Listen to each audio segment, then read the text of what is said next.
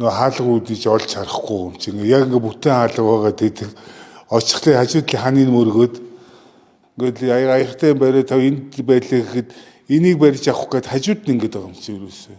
Тэгээд нөлөөлч тийм байлээ. Анх тэгж мэдээл тэгээд шинжилгээ өгөөл юу болчихгоо гэсэн чинь илгнээс ирээд хатууралтай байна гэх тийм онших гарсан.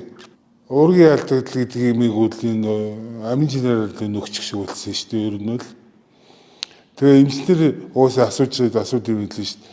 Гэрээр юу ууж байгаа үгээд энэ амин чинарыг баг шүнтээ ууж байгаа гэдгсэн амин чинараа бол таслахгүйгаараа гэдэг эмчнэр өвсөлдөг юм бэл.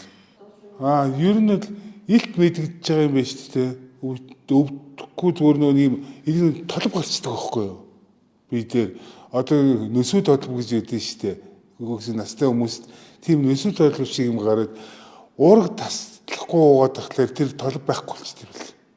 Хавн ч нь бол ингээ ерөнхийдөө доош ингээ хүндийгээ ч ингээ хөлрөөгөө буучт юм байлээ шүү дээ. За нэг хагас жил орчим. Аягүй хүндүртэй байдаг гэсэн байхгүй юу? Сүүлдээ хүндүр нь байхгүй болоод өдөр нь алхахлаар ингээд хавгнаал тэгээ шөнийн сойгоод нүдхлээр зүгээр болчдөг. Тэгэд тэгж байгаа ер нь 6 сар орчим зарцуулсан. Тэгээ хөлний хавн бол байхгүй болчихсон. Тийм ядаргаа мадрага нэг гайгүй болоод ер нь их дажгүй байгаа шүү дээ.